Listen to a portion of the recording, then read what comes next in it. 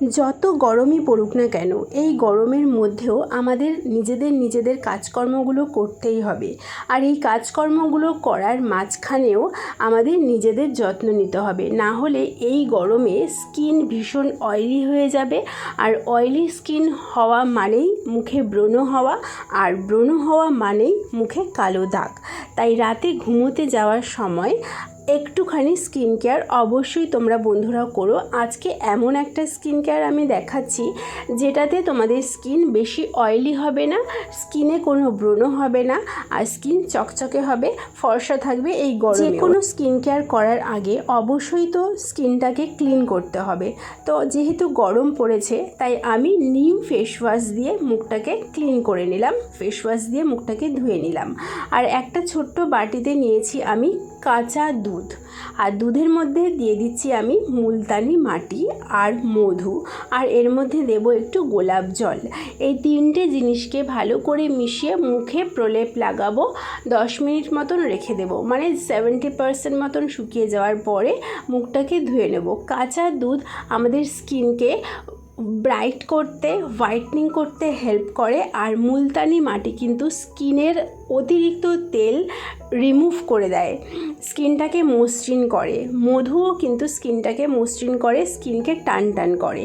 এই সমস্ত জিনিস যদি একসাথে মিশিয়ে মুখে মাখো তাহলে কিন্তু আবারও বলছি স্কিনের অতিরিক্ত তেল চলে যাবে, স্কিনটা চকচকে ফর্সা হবে। আর এই স্কিন কেয়ার রাতের বেলা করলে তোমরা আরও বেশি বেনিফিট পাবে। যে কোনো স্কিন কেয়ার রাতের বেলা অবশ্যই করার চেষ্টা করবে, তাহলে সারাদিনের ক্লান্তি দূর হবে, রিফ্রেশ লাগবে, স্কিনটাও কিন্তু অনেক আরাম হবে। আর রাতে যখন ঘুমোতে যাবে স্কিন কেয়ারের পরে, তখন ওই স্কিনে যেই যে ইনগ্রিডিয়েন্টসগুলো তুমি অ্যাপ্লাই করেছো সেইগুলো স্কিনের মধ্যে ভালোভাবে অ্যাবজর্ব হবে, স্কিনটা আরও বেশি ময়শ্চারাইজ হবে, স্কিনের আরও বেশি মোলায়েম হবে, স্কিনটাকে ব্রাইটনিং করতে আরও বেশি হেল্প করবে। আর স্কিনে কোনো ময়লা থাকবে না, যেহেতু তুমি ক্লিন করে স্কিনে নানান রকম জিনিস অ্যাপ্লাই করেছো। ব্রণ ট্রণও যদি স্কিনে থাকে তাহলে সেটাও রিমুভ হয়ে যাবে। এটা মোটামুটি 15 মিনিট আমি তোমাদের রাখতে বললাম ইশারায়, কিন্তু এটা 10 মিনিট রাখলেই এনাফ। তারপরে জল দিয়ে ভালো করে মুখটাকে ধুয়ে নিয়ে এরপরে তোমরা তোমাদের পছন্দ মতন যে কোনো ময়শ্চারাইজার ক্রিম বা অ্যালোভেরা জেল মেখে স্কিন কেয়ারটা কমপ্লিট করতে পারো, শেষ করতে পারো। কিন্তু যারা একটু এক্সট্রা এফোর্ট দিতে চাও স্কিনটাকে এক্সট্রা ভালো রাখার জন্য, তারা আমার মতন একটা নিজেদের পছন্দ মতন serum, vitamin C serum apply করতে পারো। আমি এখানে ডার্মডকের ভিটামিন সি অ্যাপ্লাই করলাম, ভিটামিন সি সিরাম অ্যাপ্লাই করলাম, এবং এরপরে আমি ডট অ্যান্ড কির কী বলে ওটাকে নাইট ক্রিম ইউজ করে নেব।